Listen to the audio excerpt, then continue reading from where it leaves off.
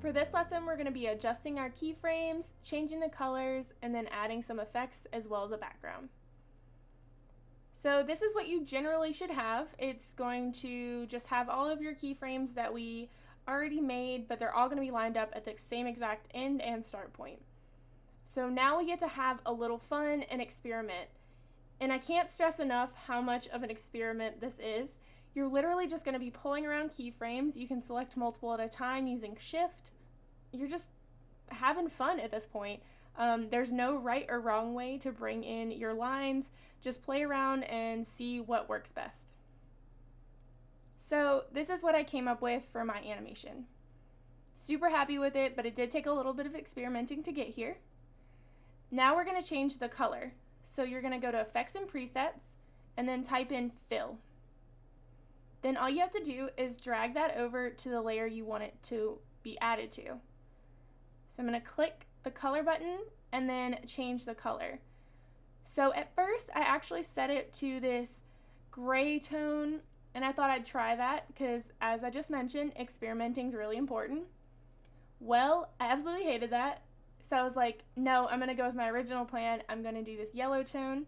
So I dragged till I got a yellow that I liked.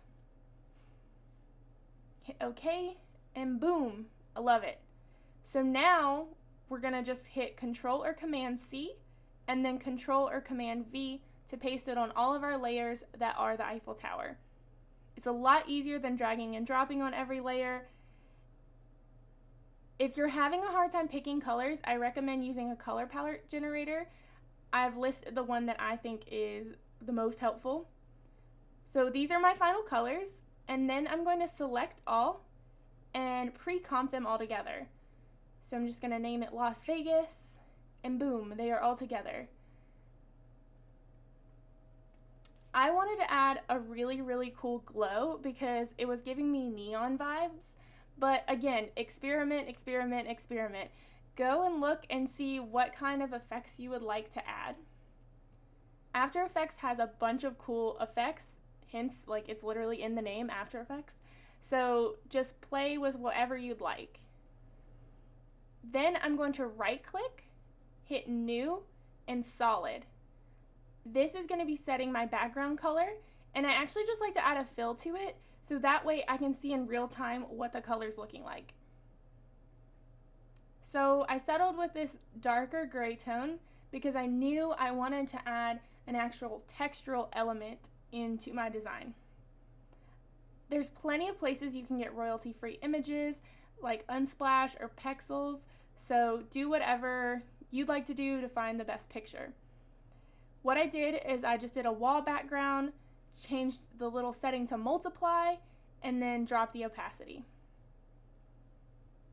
If you would like to get extra fancy, you can actually keyframe your effect. It's really, really simple. It's the same exact way that we keyframed our trim path. It's really, really simple to keyframe your effect. You're just going to click the little stopwatch tool and mess around. Do not be afraid to experiment. That is literally what Control and Command Z is for. If you don't like it, you can always go back. Just see what you like, see what's vibing with you. If you hate it, then take it back. If you don't want to add anything, fine. But at least try to add something, and you'll be surprised. After Effects has a lot of cool effects and presets that can really bring a cool look to your final animation. Now it's time to render our final piece to share and put in the project gallery, so I'll see you in the next lesson.